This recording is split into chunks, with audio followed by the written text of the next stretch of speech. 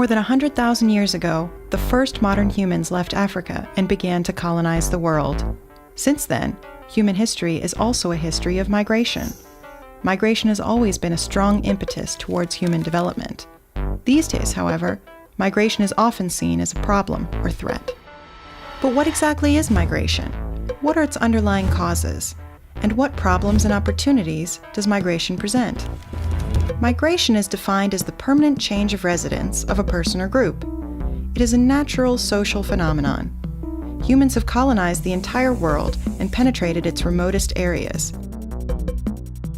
Migration has taken place within very different contexts: military conquest, flight of refugees, expulsion, or enslavement.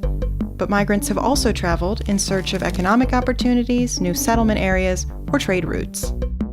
Currently, approximately 216 million people are living away from their place of birth.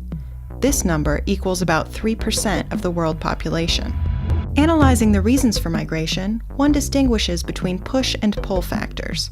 Often both appear together. Push factors are circumstances in the country of origin that lead people to emigrate, for example, poverty, war, or environmental disasters. Pull factors are conditions in the destination country that make immigration attractive, such as economic opportunity and political freedom. Considering these reasons, one distinguishes between different forms of migration. Asylum seekers are fleeing war or persecution in their home country. The internationally accepted Geneva Convention states, no person may be sent back to a country where they face inhumane treatment, torture, or the death penalty. Labor migration is based on the hope for a better economic future. But it can be difficult for people from poor countries to get a work or residence visa in a rich country. Migrants who enter the destination country in an informal way, or who do not leave the country after the expiration of a tourist visa, are referred to as illegal migrants. Another case is the international migration of highly trained professionals. It takes place both between developed countries and between developing and developed countries. This form of migration is often desired and encouraged by the destination countries. What are the main migration routes today? By far, most immigrants live in the United States, followed by Russia and Germany. The main countries of origin are Mexico, India, China, and Russia.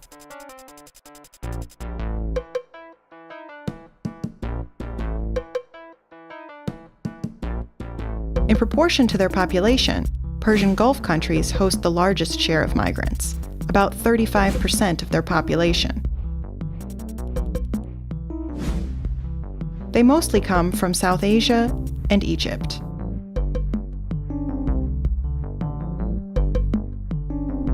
Most migrants in the U.S. come from Latin America, particularly from Mexico.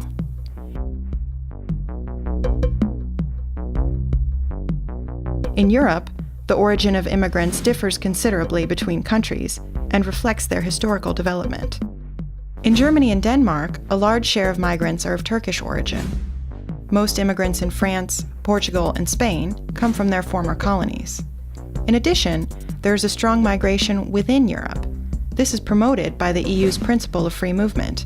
Citizens of the EU are allowed to live in any EU member state without restrictions. Nowadays, migration is often seen as a threat. This is caused by a number of fears. For example, the idea that immigrants are expensive and a burden to the welfare system of the destination country. Especially in host countries that offer few opportunities of social mobility to migrants, they are usually the most vulnerable parts of society. Another fear is that the host country will lose what is perceived as its national identity, especially through the influx of groups from other religions or cultures. Often, there is no successful integration strategy, so different ethnic groups live in separate neighborhoods. As a result of these fears, the migration policies in Western industrial countries have become increasingly restrictive. The U.S. has built a giant fence with high-tech surveillance to seal its southern border with Mexico. The European Union is also fortifying its borders. migration is perceived primarily as a security problem. The EU is trying to block migrants before they reach its territory. This is done by bilateral agreements with the departure and transit countries and an ever-increasing control of refugee routes on land and water. In 2004, the EU established Frontex, a joint agency to coordinate the surveillance and closure of its external borders. Human rights groups point out that many refugees with a legitimate claim for asylum are blocked this way. It is increasingly difficult to reach Europe. The result is that migration attempts are getting more and more risky and often end disastrously. According to conservative estimates, between 1988 and 2010, approximately 15,000 people died attempting to reach the EU, more people than at any other border in the world. What is not considered most of the time, migration also has positive aspects. Migration contributes to the economic development in migrants' countries of origin. Migrants around the world transfer over $300 billion to their home country each year. That is considerably more than the official development assistance to these countries. In European countries, as well as in other industrialized nations, such as Japan, the birth rate has dropped to a low level, below the replacement rate. The result? Declining population and an aging society. Experts believe that Europe will soon be heavily dependent on migration in order to meet its employment needs and to stabilize the retirement system. Finally, migration contributes to the cultural diversity of destination countries. We see that the debate over migration is burdened by fear and prejudice. The effect is a restrictive immigration policy and strict efforts to prevent migration to destination countries. This is not just a problem in terms of ethics, but also politically and economically questionable.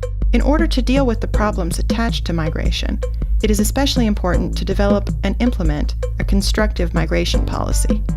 Such a policy would include regulated immigration, as well as provide rights for legitimate asylum seekers.